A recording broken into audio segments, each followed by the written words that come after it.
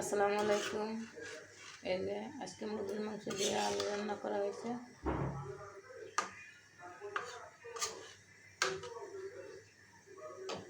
মুরগির মাংস আর আলু।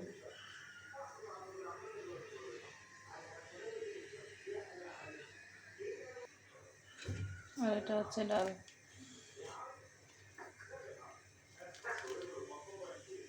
সজনে পাতা দিয়ে ডাল। সজনে পাতা দিয়ে ডাল কে কি খাইছেন অবশ্যই জানাবেন।